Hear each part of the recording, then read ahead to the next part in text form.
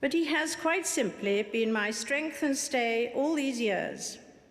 And I and his whole family, and this and many other countries, owe him a debt greater than he would ever claim, or we shall ever know. From military service to the royal family, Prince Philip is not your run-of-the-mill stiff upper lip royalty by any means. Walking 2 steps behind Her Royal Highness Queen Elizabeth ever since she became queen in 1952, Philip's loyalty and service are undoubted. For many years before then and many years since, he has been the supporting man, husband, and father that the royal family has needed him to be. You're not seeing the world's most experienced pluck on there. For over 6 decades, he has fulfilled his duty as Prince Philip, Duke of Edinburgh. Over the years, his personality has shown through in his charitable work and public appearances. His quick wit and charm have endeared him to many, and sometimes got him into trouble. But he will always be admired for his service to both the Queen and country.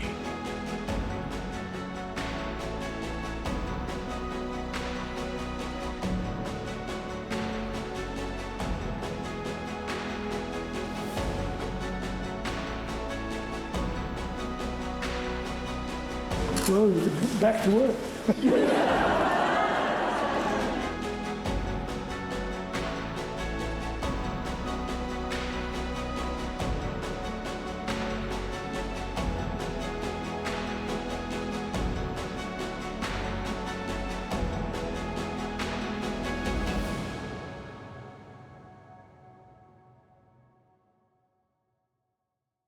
Your father, the Duke of Edinburgh, is in hospital at the moment. Do you mind me asking how he is at the moment? Well, as far as I'm aware, well, I did speak to him the other day, so he's a lot better, thank you very much indeed, and he's looking forward to getting out, which is the most positive thing. So we keep our fingers crossed. Sense frustration at being in hospital? Just a bit. I think that gets to all of us. So so yeah, you can only watch the clock so many times, and you know, the walls are only so interesting. Well, we all wish him well. You're very kind. Thank you very much for Steve. talking And thank to us you. today. We've had some brilliant and lovely messages from all sorts of people, and we really appreciate that. So, and so does he. I've been passing them on, so it's fantastic. Thank you.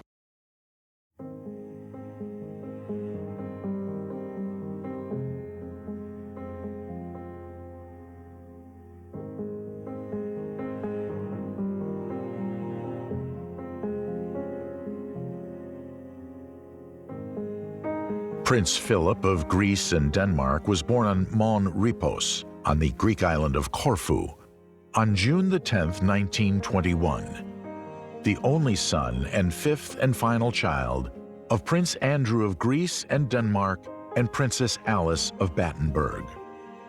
After a suffocating loss during the Greco-Turkish War, a revolutionary court banished Philip's father from Greece for life, and he evacuated the country with his family aboard a Royal Navy ship, HMS Calypso. It was a difficult and strenuous upbringing, fraught with tragedy, moving from place to place, eventually settling in Paris.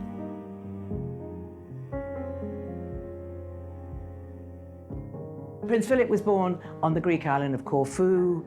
His father was in the Greek army, and eventually the family were exiled from Greece and went to live in Paris, where Prince Philip was sent to school.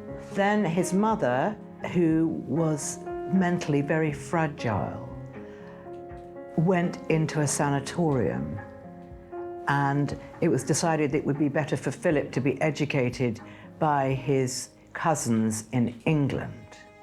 So he was sent to school in England and lived with his cousins, the Marchioness of Milford Haven, and then he eventually was sent to Gordonston. But all this made him very independent and very strong, and he never says, he always maintains he didn't have an unhappy childhood. It was probably a very interesting childhood because he travelled from a very, very early age, and also they were a very grand family. They were princes of Greece and Denmark. So they were related to both sides. And they were actually also related to all the houses of Europe. So they had a lot of very influential relations. And when there wasn't any money, their relations paid for them, as was the way it went in those days. His mother was Queen Victoria's great-granddaughter, and his mother was born in Windsor Castle, actually. And his mother was also Lord Louis Mountbatten's sister. She was stone deaf. So as a young boy, Prince Philip learnt sign language. But he understood his mother. And also, they were so international, the family, that they spoke in French, they spoke in German, and they spoke in English. They didn't really speak in Greek, but they did speak all the other European languages.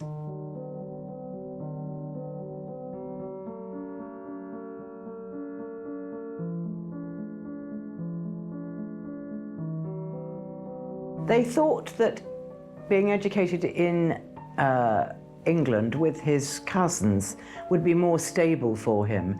And also, if you think about it, it was the outbreak of Nazi Germany. And they thought it would be better for Philip to be out of Europe and in England. It would be safer for him. Prince Philip fulfilled his military service in the Royal Navy. He was educated at Dartmouth College, and then he left college and went straight into the Navy, and he actually saw action, and he saw the Japanese surrender at the Battle of Matapan. From school to the Royal Navy in 1939 and straight into the Second World War. And you read any account of your father's role in the Second World War, be that on HMS Valiant in the Battle of Cape Matapan, or be it on HMS Whelp in the Pacific.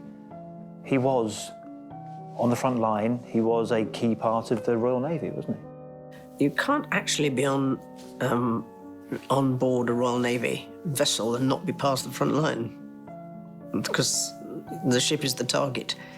You're always on the front line, and you have to be part. It's genuine teamwork. You all depend on each other, and that's a really good lesson in life. But it's not an easy place to be in those sort of conditions.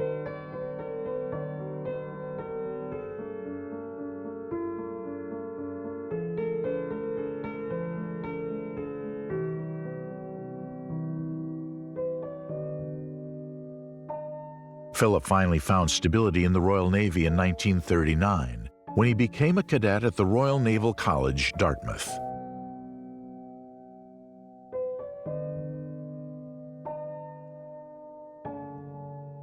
Well, Prince Philip actually said that, if in a way, he'd rather have gone into the Air Force than the Navy. But again, Louis Mountbatten was pushing him towards the Navy, and he didn't regret it. But he always loved flying. I think that you'll find that a lot of royal family members love flying because it's the freedom and being in control of your own aircraft. So Prince Philip trained at a place called White Waltham, and he was given his wings, so he could fly on his own. But certainly the Prime Minister of the day, Winston Churchill, was not very happy about the idea of Prince Philip being the Queen's husband flying and possibly having an accident. And I think the Queen was nervous about it too. But but she wanted Philip to have some independence, and that was a great leap towards independence for him, being able to fly, and then he learnt to fly helicopters, so it gave him a lot of freedom. 100 years of devoted service to the nation deserves to be recognized and celebrated. And it therefore gives me great pleasure to present this, my banner, to the Army Cadet Force at the start of its centenary year. It will be taken to every county of the United Kingdom, and it will be seen at parades and services held to mark this historic year for the Army Cadet Force. Let it be a token of appreciation of past endeavors and an encouragement for the future.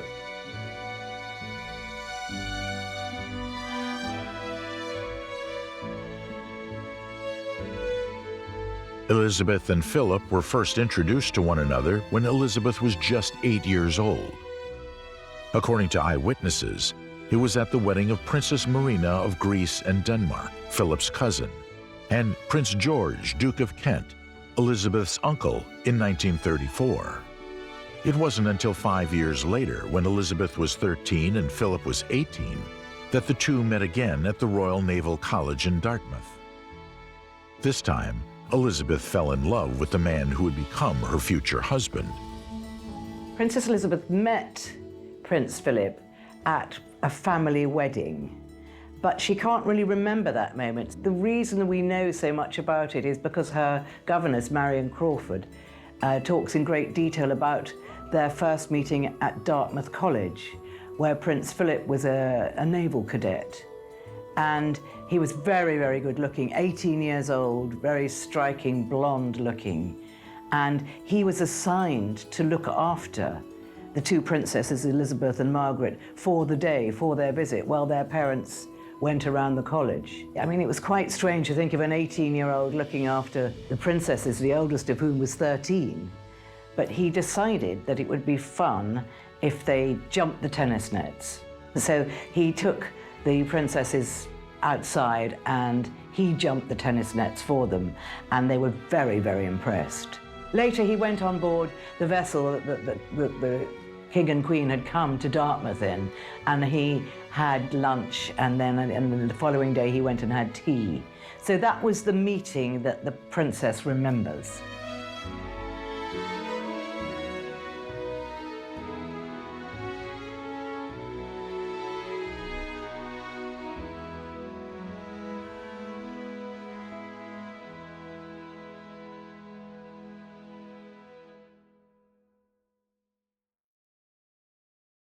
This is someone that had to leave their country. They didn't have a home of their own. All his sisters were married to German aristocracy and lived in enormous castles. And there's Philip, living off the goodwill of his relations. So I think that the idea of marrying a princess that was going to inherit so much must have been very attractive. And he was pushed by his uncle, Louis Mountbatten, who was the great kingmaker. And he really pushed Philip into kind of maintaining a relationship with Princess Elizabeth, who she was completely smitten with him from the age of 13. And I think she wrote to him to say, thank you for entertaining us at Dartmouth. And I suppose it gradually kept up. Then, of course, during the time when he was on leave, on shore leave, he often went to stay at Windsor Castle. And that's when their relationship, became more serious. And eventually, he proposed to her at Balmoral. Elizabeth was just 21 when their engagement was announced on July 9th, 1947. The engagement was not without controversy. Philip had no financial standing, was foreign-born, and had sisters who had married German noblemen with Nazi links. Before the marriage, Philip renounced his Greek and Danish titles, officially converting from Greek Orthodoxy to Anglicanism, and adopted the style Lieutenant Philip Mountbatten, taking the surname of his mother's British family. When her engagement to Lieutenant Philip Mountbatten of the Royal Navy is announced, the heart of the world is thrilled by the prospect of one royal wedding with a genuine aura of romance. A former Greek prince, Philip gave up his Greek citizenship to become a British subject. On the eve of the wedding, the king elevates him to the peerage, and he becomes officially His Royal Highness Prince Philip, Duke of Edinburgh, Earl of Merioneth, and Baron Greenwich. Elizabeth and Philip were married on the 20th of November 1947 at Westminster Abbey. They received 2,500 wedding gifts from around the world. From all over Christendom, gorgeous and regal gifts pour into Buckingham Palace. Among them, lovely crystal pieces, including a delicately chased crystal bowl from the President of the United States.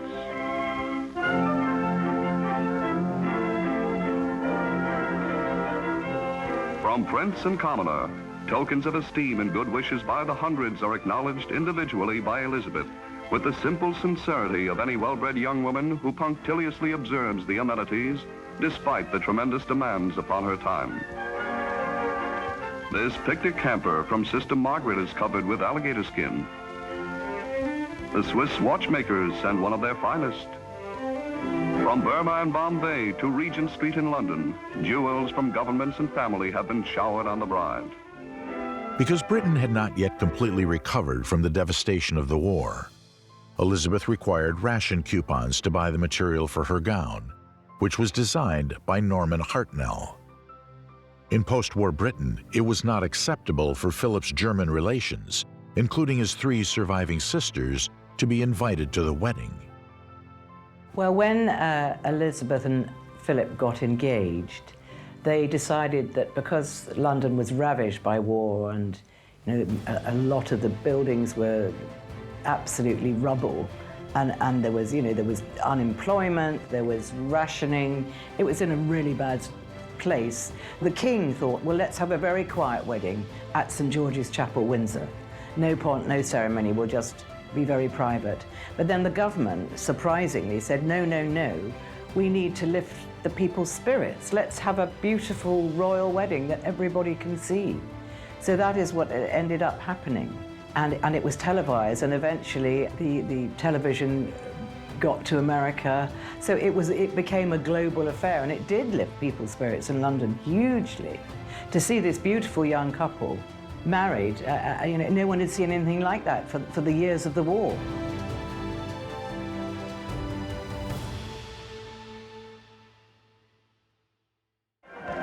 And now the great hour arrives as the Queen and Princess Margaret Rose leave Buckingham Palace for the ceremony at Westminster Abbey. And Prince Philip, with split-second timing, also departs for the great rendezvous. The royal standard waves over a truly royal occasion as the state coach with Elizabeth and the King is escorted to Westminster Abbey by the household of cavalry guards, a sovereign's escort.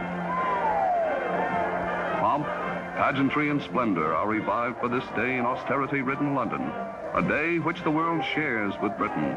This is the moment for which the teeming millions have been waiting for months.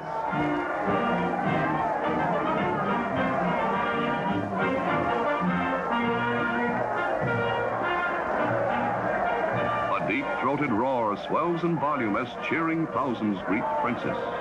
The drabness of the day is forgotten.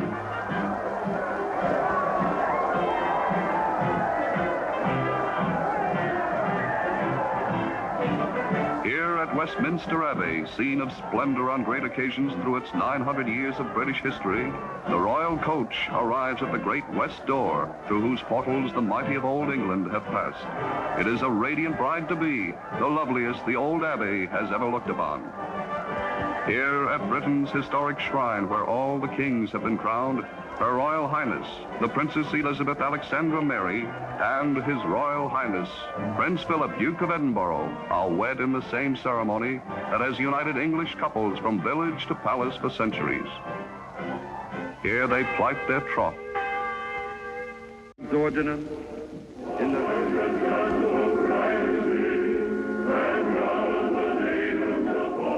In the proud words of King George, our daughter has married the man she loves.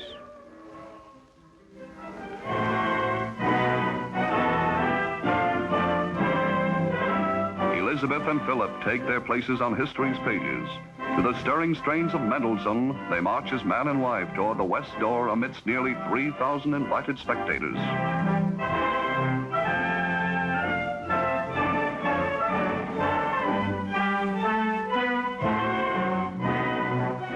It is a deeply moving occasion, and yet a supremely happy one for the King and Queen as well as the Queen Mother.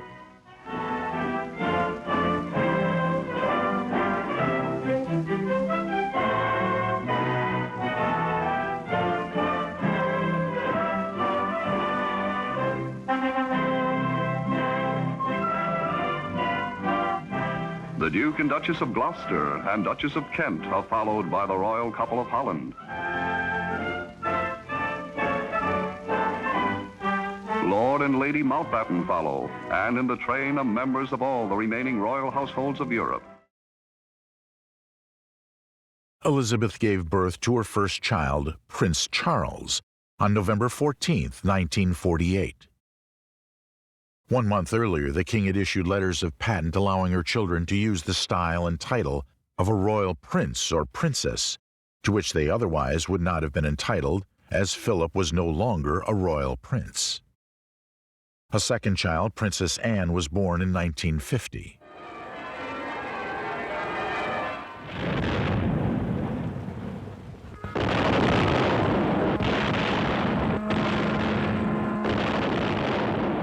Her Royal Highness is the proud and happy mother of a prince. The salute is fired, and in the monarch's home lies the infant boy who will one day be king.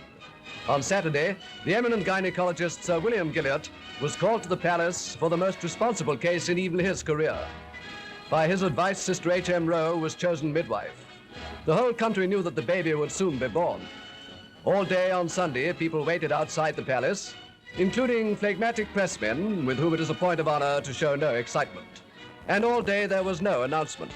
It was after 10 at night that those who waited, and they were very many, heard the tremendous news, a royal baby and a boy. Radio gave no advantage to watchers at the palace. The glad tidings went out everywhere. This is the BBC Home Service. It has been announced officially from Buckingham Palace during the past hour that Her Royal Highness, the Princess Elizabeth, Duchess of Edinburgh, was safely delivered of a prince at 9:14 p.m. today, and that Her Royal Highness and her son are both doing well. The press agencies were covering the world. The miracles of modern communication spanned the globe. Unto us a child is born, and no ordinary child, a prince. For the moment, all other news took second place.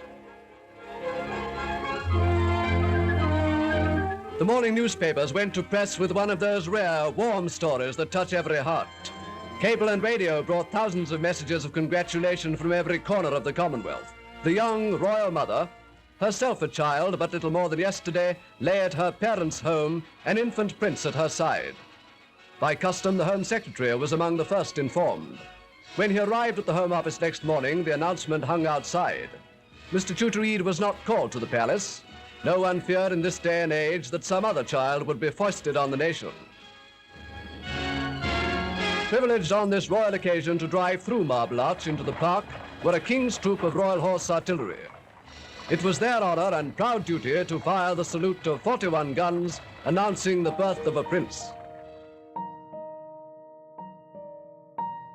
Prince Philip loves babies and small children, and he was so happy that his firstborn should be a son and heir.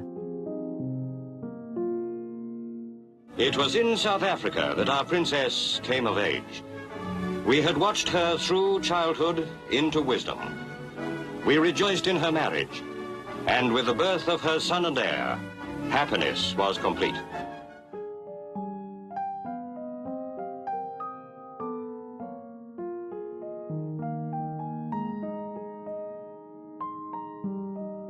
He wanted his son to be an image of himself. He wanted him to be macho, and he wanted him to be sporty, and he wanted him to have a sort of very strong personality. Well, Charles wasn't like that at all. He was very timid. He wasn't particularly sporty. He was a little awkward, and he wasn't really the son that Philip hoped he'd have. So as Charles grew, their relationship just didn't work. Philip would, sort of bark orders at Charles, and Charles would cringe and be timid. They just didn't rub along well together. And then when it came to Charles's further education, Philip said, well, what was good enough for me would be good enough for Charles. And he actually thought that Gordonston would be good for Charles because it was up in the north of Scotland, away from the press.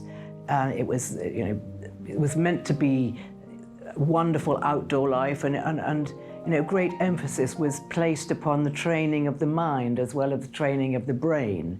And Philip thought it would be perfect. I think the Queen and the Queen Mother probably thought that he would be, being such a sensitive young man, he probably would have been better to go to Eton.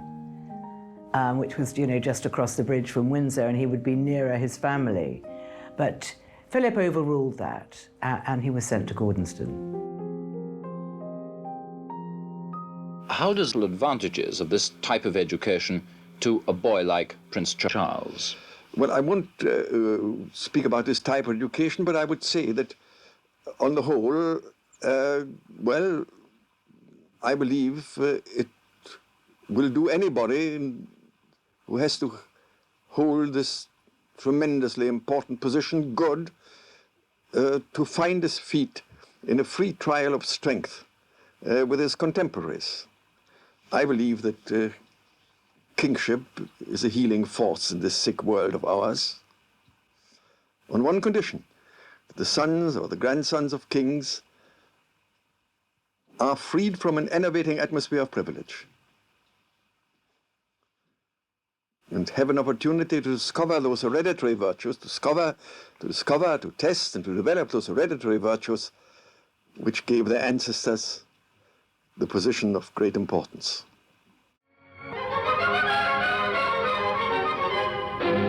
Focus on a famous prep school. Cheam is in the news on the first day of a new term, and young hopefuls arrive with their parents and relatives to carry on with that exhausting process called education. Accent on luggage, not forgetting tuck boxes and toys. Toys, well, super yachts and jet-propelled planes, one should say, perhaps. It's a wizard idea to bag your place in the classroom at once. Everybody here? Call over by Mr. Beck, joint headmaster of the school. No, there's one new boy still to arrive, and here he comes with his mother and father. The headmaster receives the royal party.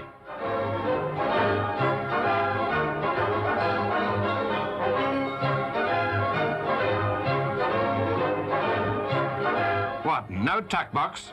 Well, there's plenty of room in that trunk, no doubt. Prince Philip was a pupil here. His son looks happy to be following in father's footsteps. The Prince of Wales has spoken of his school days at Gordonston as a prison sentence.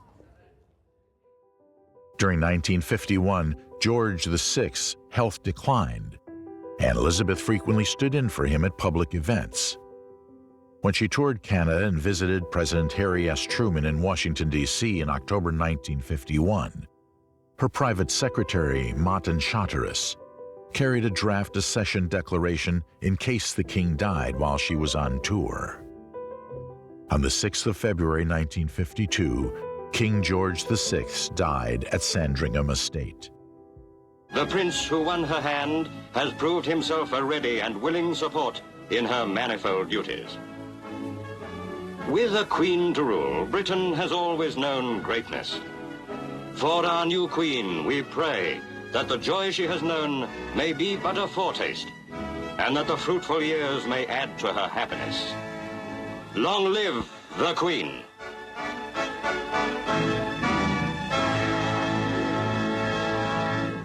What happened was the Princess Elizabeth and Prince Philip were standing in for the King and Queen, and they started a big Commonwealth tour in Kenya, as it was called in those days. And the people of Kenya wanted them to be there, and they'd given them a lodge for their wedding present.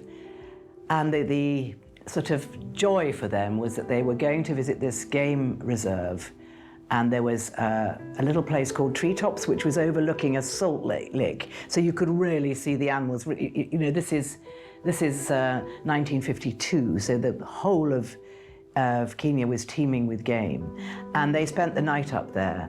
And actually, it was during the night, unbeknownst to the princess, that she became queen. So they left their game viewing, went back to Sagana Lodge, and had a little sleep because they'd been up all night. When the news came across to Prince Philip's private secretary, Mike Parker, that the king had died, and he thought that he eventually had one of those little radios, and he fiddled with it, and eventually he heard the sounds of Big Ben, and he knew that the news was true. Near the little church of St. Mary Magdalene, where so often he knew and loved so well, they carry him on a gun-carrier horse artillery, with men of the King's Company of the Grenadiers for his escort. And behind him walk his brother and his son-in-law. Now at King's Cross, the royal train draws in.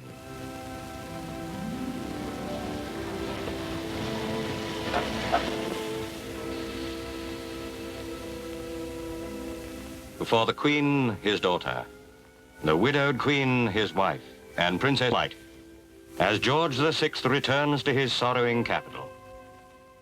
And with it, on the oak coffin, is the white wreath of his widow.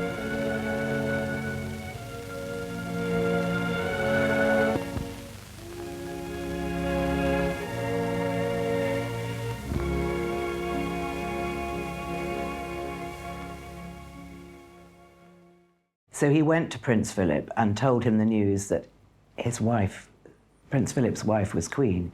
So Prince Philip was in such shock, he just put a newspaper over his face and let the news just absorb. And then he got up and he went and got the princess out of her bedroom where she was resting and took her down to the lake at the bottom of the garden. And the lady in waiting tells a wonderful story. She watched them walk up and down, and she knew that he was telling her.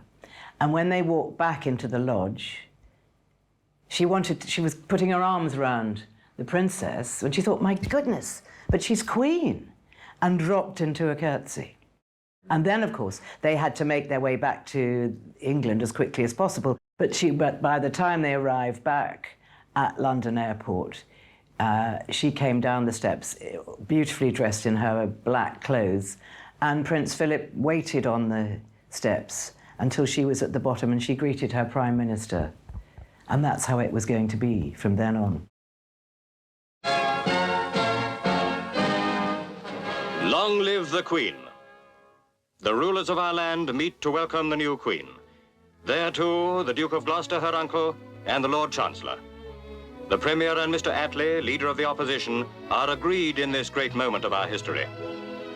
Her tour of the Commonwealth cancelled. The princess we knew as a girl and watched in the even growth of her stature comes back to meet her ministers as Queen over the great lands that for 15 years acknowledged her father as head. Now the Princess Elizabeth we knew and loved returns amongst us as our Queen. Before her plane, her government and leaders of the other parties receive her greeting. No Queen had ever such councillors so predetermined to give of their best. No Queen had ever such a people so devoted. Through the long years, she had grown amongst us, one of us. The little girl we knew has become Queen Elizabeth. The love we gave her has become allegiance. We knew her and we found her good, perhaps beyond our deserts. Then, as Queen, she remembered those who had brought her swiftly and safely on her sad journey. She and her husband. Well, I think Prince Philip never envisaged that his young princess would become Queen so quickly. They thought they had years ahead of them. So I think it was very difficult when suddenly his wife became Queen. And, he was demoted, if you like, forever walked 2 steps behind. And he was treated very badly by the stuffy old courtiers at the palace. And, they thought he was an interloper. He was far too German. And although he was a Greek prince, he had a lot of German blood, so they just called him, just thought he was German. And so it was very, very difficult for him. Well, Prince Philip had been in the Royal Navy. He was still in the Royal Navy when he married, so he was used to routine and regulations of royal life. But what he wasn't used to was the way the courtiers treated him, because they saw him as a foreigner and an interloper and probably someone that wouldn't be faithful to his wife. So they didn't like him at all, and they made it very plain that they didn't like him. So he had a very, very difficult time. Very difficult indeed, and also eventually had to be 2 steps behind his wife. In the beginning, they had a very, very happy marriage, very happy marriage. They had Clarence House as their marital home, and they also had a country house which they rented in Windlesham Manor. So they had it all at the beginning, but it was for such a short time. And now the Palace of St. James, the centre of the Commonwealth, London. The heralds come out, the court officials of Great Britain. Watching is the man who has shaped so much of our destiny. Here, with the Earl Marshal of England, the Duke of Norfolk watching, the ancient formula is carried out. The sovereign-to-be is proclaimed by Garter, King-at-Arms. Whereas it hath pleased Almighty God to call to his mercy our late sovereign lord, King George VI of blessed memory, of blessed and glorious memory, by whose decease the crown is solely and rightfully come to the high and mighty Princess Elizabeth Alexandra Mary.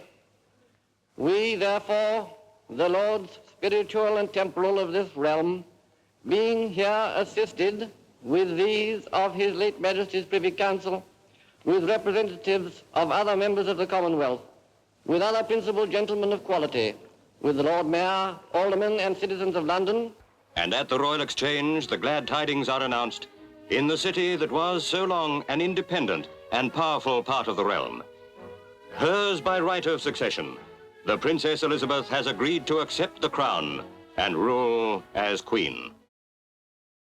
Yes, Prince Philip felt very aggrieved by the fact that he wasn't able to give his own children his surname.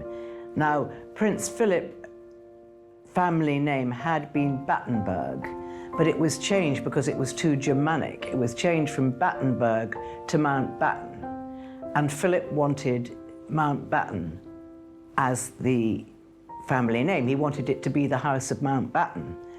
And when the royal circles, I think Queen Mary heard of this, she said, "No way is this going to be the House of Mountbatten. I'm not having Louis Mountbatten, you know, attach his name to the immediate royal family." So it became the House of Windsor. And Philip was very, very hurt. So later on, it became Mountbatten Windsor so that he could also have his name included. And the first of his children, which was when Princess Anne married, on the marital register, it does say Mountbatten Windsor.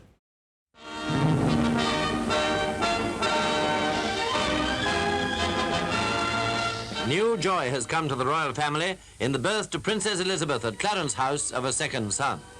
But of course, the joy is not restricted to the royal family, and messages of congratulation from all over the world have been pouring into the princess's home ever since the news became known. The early years of marriage have set the seal on the happiness of the princess and her husband. The blessing of children has come not only to enrich their lives, but also to establish securely the line of succession. In Prince Charles, the public has acquired a new popular subject of interest, of whom some delightful pictures have been taken. We should like to see more of him, but the insatiable demand of the public has had to bow to the princess's very proper determination that her son shall not be spoilt by publicity. The public will be no less curious to see the first pictures of his brother, to compare the likenesses and note the differences. To Sir William Gilliatt, the great gynecologist, fell the medical responsibility of seeing the new prince safely into the world. The nurse was Miss Helen Rowe. Everything possible to ensure the safety and health of mother and son was naturally done, but there must always be anxiety. That is now over, and the nation's rejoicing is marked by a salute of guns. This is fired in Hyde Park by the Royal Horse Artillery in full dress.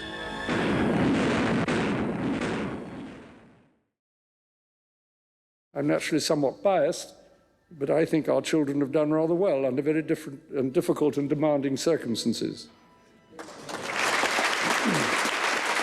I hope we can be forgiven for feeling rather proud of them. Lady Diana was back at the Pimlico kindergarten where she teaches this morning, but polite as ever, she was saying nothing about her weekend with Prince Charles at Sandringham to the assembled press corps. Is there any possibility of any announcement of your marriage in the near future? Can you tell me?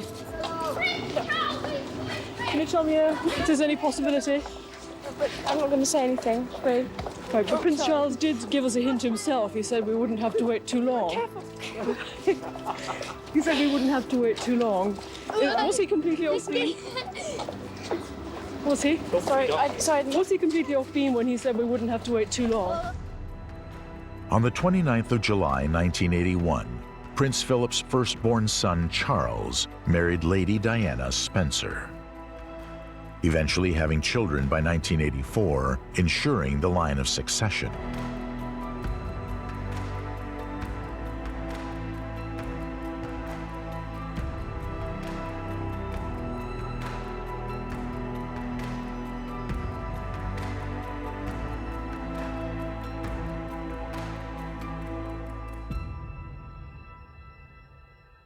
Prince Philip's relationship with the Princess of Wales is really interesting because when she first came on the scene, she was terrified, absolutely terrified. And he kind of, he looked out for her because he knew what it was like to be a stranger amongst his family. And he would sort of, say, suggest to the Queen that perhaps she sat next to him at the black tie dinners at Balmoral and that he could look after her. But in fact, she was absolutely tongue-tied when she was next to him because he was funnier and wittier. But eventually, she sort of got to know him. And he was very supportive of her during the marital difficulties. The announcement that Camilla Parker Bowles and her husband are to divorce has reignited speculation over the marriage of the Prince and Princess of Wales. According to the Prince's authorised biography, he and Mrs. Parker Bowles have had 3 affairs over a period of more than 20 years. Today's announcement led one noted royal watcher to speculate that any move now by Prince Charles to divorce and marry Mrs. Parker Bowles could imperil the monarchy. Driving herself alone at the wheel, Diana, Princess of Wales, arrived first at Eton College for tonight's Christmas Carol concert, at which Prince William was reading the lesson. By the Christmas tree in the housemaster's study, Princess Diana waited for Prince Charles. In private, palace officials have always stressed that, public disagreements notwithstanding, Prince Charles and Princess Diana have never disagreed about access to their children nor their shared role as parents, something underlined by this Christmas Carol concert here today. The Princess of Wales has agreed to Prince Charles's request for a divorce. A spokeswoman for the Princess said that Diana will continue to be involved in all decisions relating to the couple's children, and she will continue to live at Kensington Palace. Buckingham Palace had no immediate reaction to the statement. The Queen had written to both Charles and Diana last December advising them to go ahead with a divorce. The letter followed Diana's admission of adultery during a television interview. The Prince said he had no intention of remarrying, but of course things may change. Someone other than Diana could be Queen one day. So what are the constitutional consequences of the end of the royal marriage? There are no constitutional implications for Prince Charles himself. He remains heir to the throne and will in due course succeed under the Act of Settlement.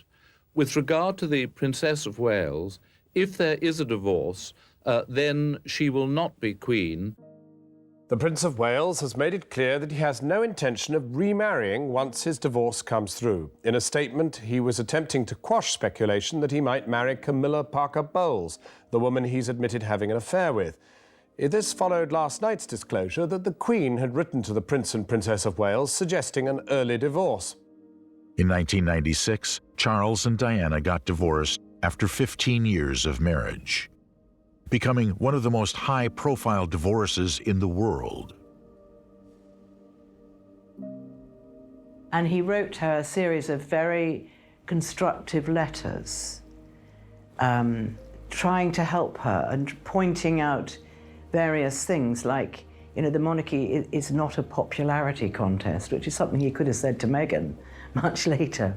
It's really not, it's not about the individual, it's about all of us working together for the same end, which is the good of the monarchy. And he wrote to her a lot. And these letters came to light during the inquest when Mohammed Fayed accused Prince Philip of possibly, trying to kill Diana, to get rid of her. Paris, the most romantic city in the world, has a broken heart.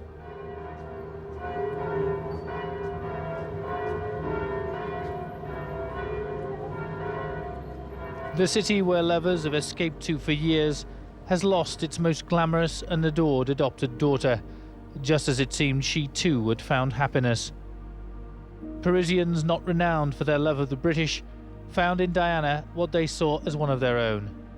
We'll probably never know for certain, but the reason there were so many photographers here in the Place Vendôme last Saturday night was that they believed that Princess Diana and Dodi Fayed were about to announce their engagement. Dodi had already designed a ring for his princess, valued at more than £100,000. That's why the photographers wanted the pictures that night. That's why the princess and the man who may well have been about to become her fiancé sped off into the Parisian night to escape. But as the world now knows to its cost, it was a journey that was to end in tragedy, as the couple that appeared so happy together perished together in a high-speed crash in the underpass below me here at the Pont de l'Alma. It was 19 hours earlier that the horrific accident which claimed her life took place in Paris. Her companion, Dodi Al-Fayed, was killed outright. So too was the driver of the Mercedes car. Surgeons at a nearby hospital fought for 2 hours to save the life of the princess. It was a battle they lost at 3 a.m. London time. At the scene, police impounded the motorbikes of paparazzi photographers allegedly pursuing the princess's car in a high-speed chase. 7 men were arrested. From the day of the crash, Mohammed Al-Fayed has believed his son and Diana were murdered. Next week, he takes his case to the High Court in Scotland, where he has an estate in an attempt to get a public inquiry. It has to be a public inquiry, because this is normal thing.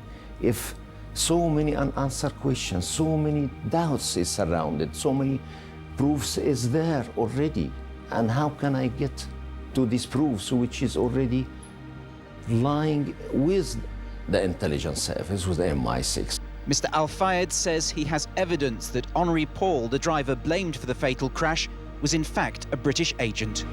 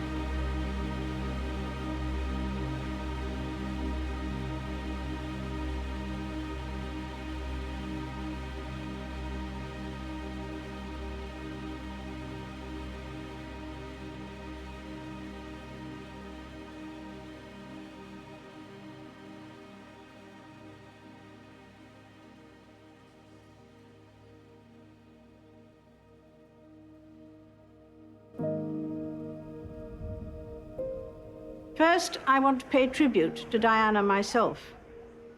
She was an exceptional and gifted human being.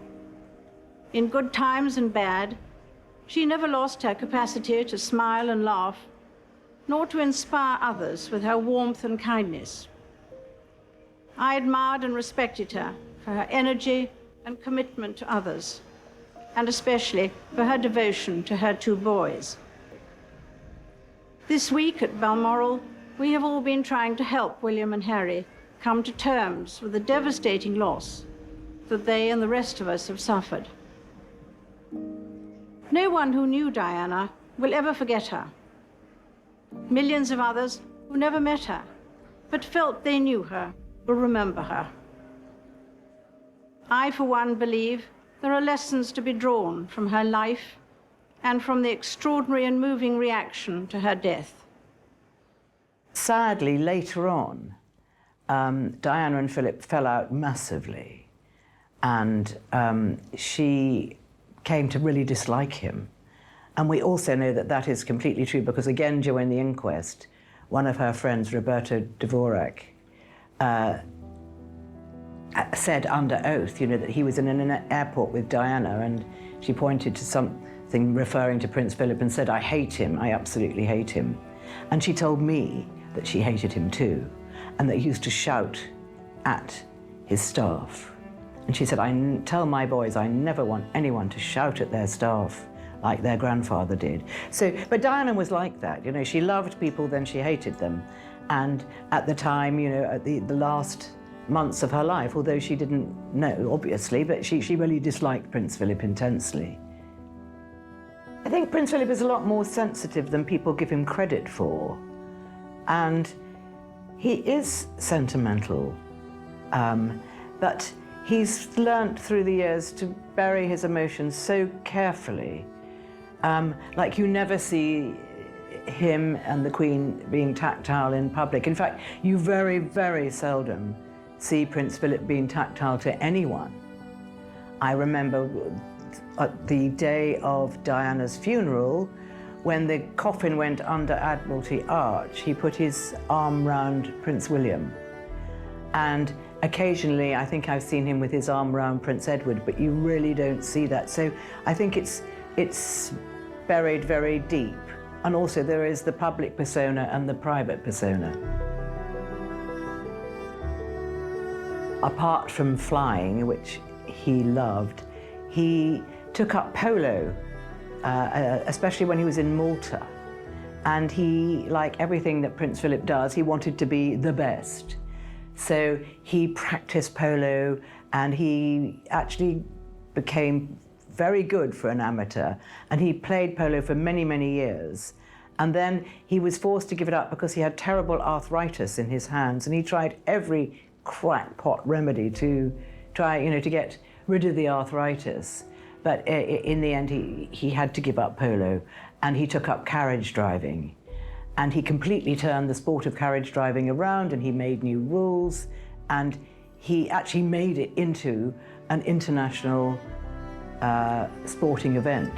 So he did, losing him to polo was really very much a gain of carriage driving. So that's probably what he's going to be remembered for, because you know, those are the most recent pictures we have of him. He still drives you know, his team of fell ponies.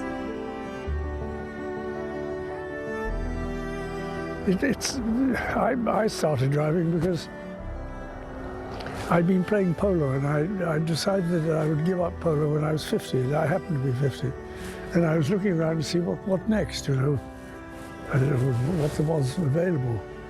And I suddenly thought, well, we've got horses and carriages and grooms. I said, well, why don't I have a go? So I borrowed 4 horses from the stables in London, took them to Norfolk and practiced, and you know, thought, well, why not? And the second competition I ever took part in was the European Championships here.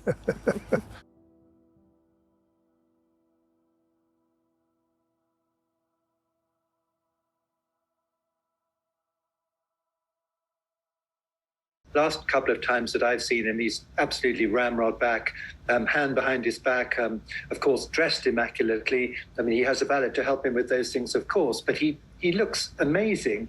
And you know, and until quite recently, of course, was still going out in all winds and weathers carriage driving, which was his great passion.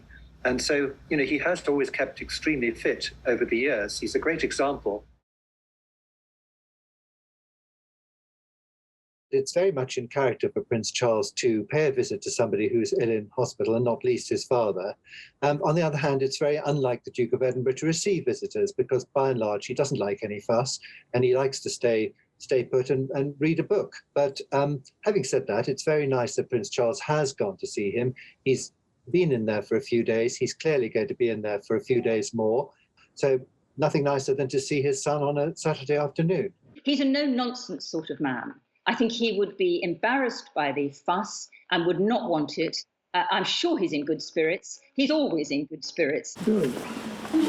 Well, back to work.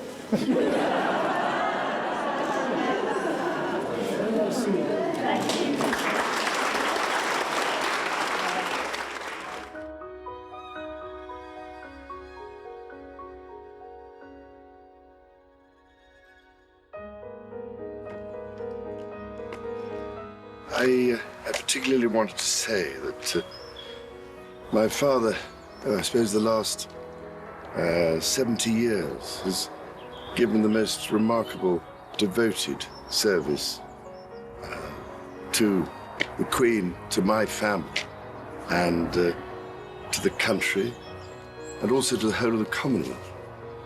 And as you can imagine, my family and I miss my father enormously.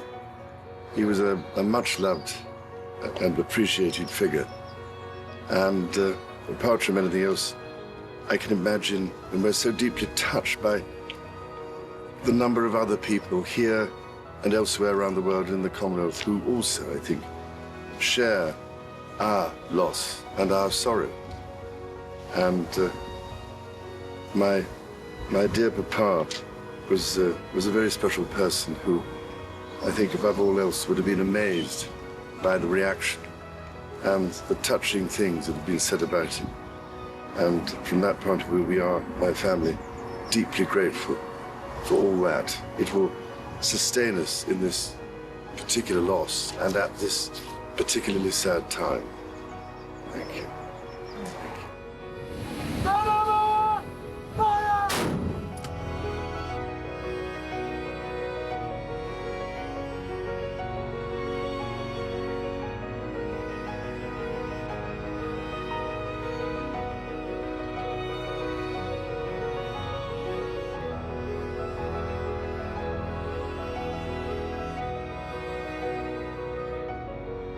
I think that the main lesson that we've learned is that tolerance is the one essential ingredient of any happy marriage. It may not be quite so important when things are going well, but it is absolutely vital when things get difficult. And you can take it from me that the Queen has the quality of tolerance and abundance.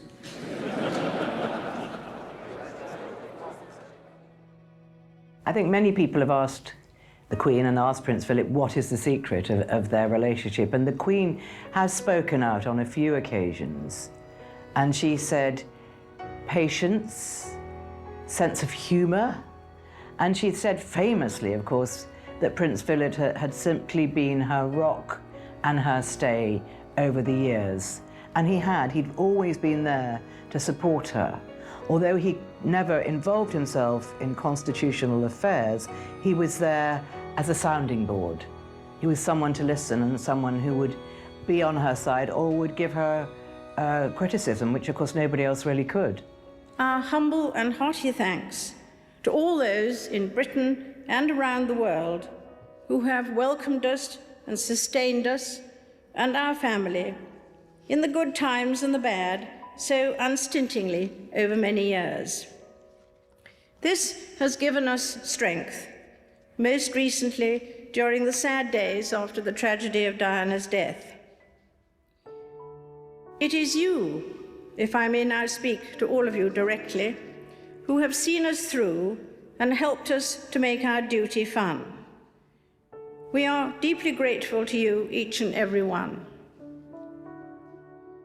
Yesterday, I listened as Prince Philip spoke at the Guildhall, and I then proposed our host's health. Today, the roles are reversed. All too often, I fear Prince Philip has had to listen to me speaking.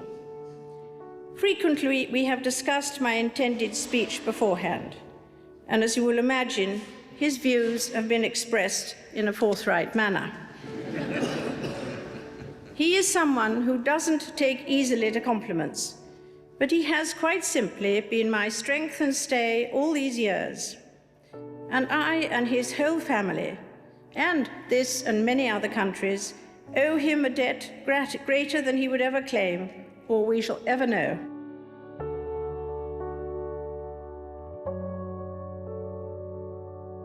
It's the untold story of the reign, just how much he contributed behind the scenes. He saw the Queen naturally as the chairman of the firm, and he was a kind of chief executive. My father was always capable of being able to manage interviews in a way and say things that the rest of us always dreamed we could say. He was, I think, a superb consort because he was so different, and I think they made a tremendous team together.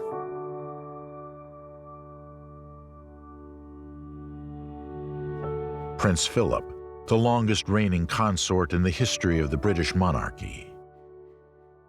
Walking 2 steps behind Queen Elizabeth for 69 years, his legacy will live on forever as he is remembered by the British people.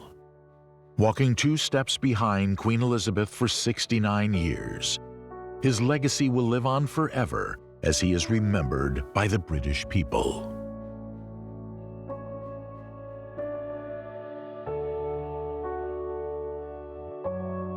Well, many people have asked Prince Philip how he wants to be remembered, and he says, typically, well, I won't be around, so I don't care, do I? But I hope he'll be remembered for what he's done for conservation and what he's done for the sciences. I think he'll be remembered for his Duke of Edinburgh Award, because it bears his name.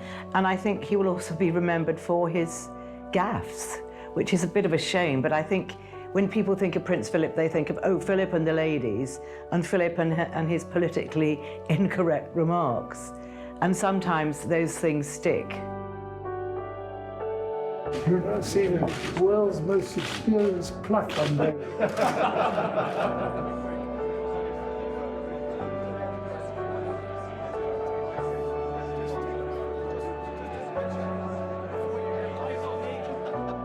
Well, back to work.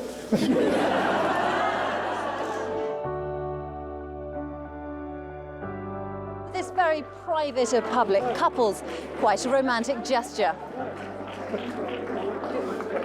Finished?